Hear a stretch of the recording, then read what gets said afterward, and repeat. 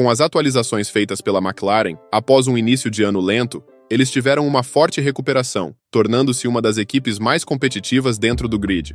A ascensão se iniciou com Lando Norris conquistando o segundo lugar para a equipe em Silverstone, seguido da Hungria 2 semanas depois. A dinâmica da equipe permaneceu constante quando Piastri também conquistou seu primeiro troféu no Japão, ficando em terceiro lugar, e Norris novamente em segundo, após solicitar no rádio da equipe que seu companheiro estaria prejudicando seu ritmo e acabou assumindo a posição de Piastri. No Qatar, Lando cometeu alguns erros, o que lhe custou melhores resultados. Piastri aproveitou a oportunidade e conquistou sua primeira vitória da Fórmula 1 na corrida sprint, um feito que nem mesmo Norris conseguiu até o momento, destacando assim o jovem australiano. Mesmo que a McLaren esteja tendo um forte final de temporada, é necessário ter cuidados em um futuro próximo para que não haja conflitos entre seus pilotos, visto que ambos são extremamente competitivos e talentosos.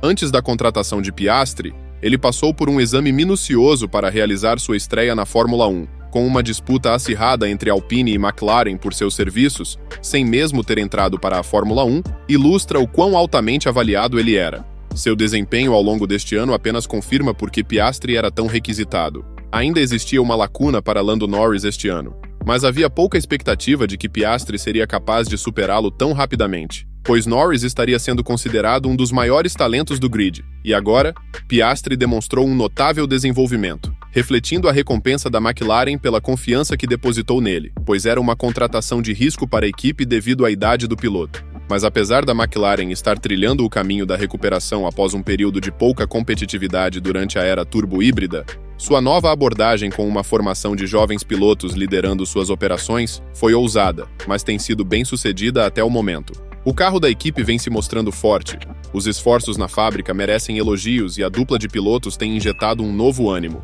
No entanto, conforme a equipe vai crescendo a ponto de conquistar pódios e brigar por vitórias, aumenta a ambição dos pilotos, que têm um carro competitivo e veem a oportunidade de vencer.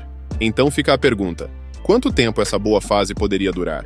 Quais desafios a McLaren enfrentará no futuro?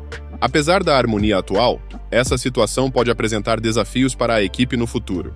Piastri já tem contrato com a McLaren até o final de 2026, tendo recentemente assinado uma extensão, e Norris permanecerá na equipe pelo menos até o final da temporada de 2025, sendo que o caminho de desenvolvimento ascendente da McLaren gera esperanças de que, em algum momento, a equipe possa retornar à competição de ponta e proporcionar um espetáculo mais imprevisível, em contraste com o domínio da Red Bull nesta temporada. Se a McLaren chegar ao topo com 2 pilotos de ponta, isso pode se tornar uma preocupação. Geralmente, ter 2 talentos de alto nível na mesma equipe pode gerar conflitos, como visto nas últimas corridas com Lando Norris.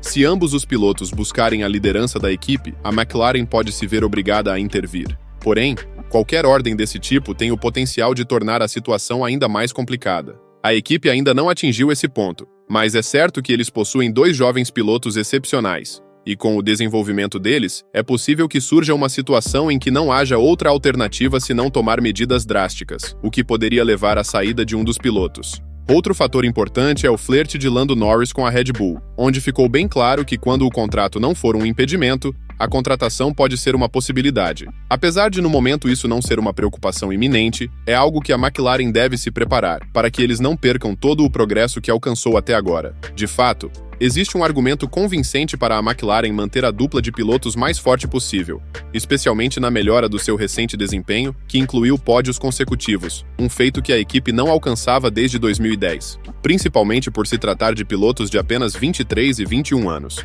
Lando Norris e Oscar Piastri já mostraram habilidades notáveis e demonstraram que possuem o potencial para serem os melhores da categoria, e apesar de ser algo valioso para a McLaren no futuro, também poderá ser um risco ainda não previsto, uma vez se tratando de 2 pilotos de ponta, com potencial de se tornarem campeões.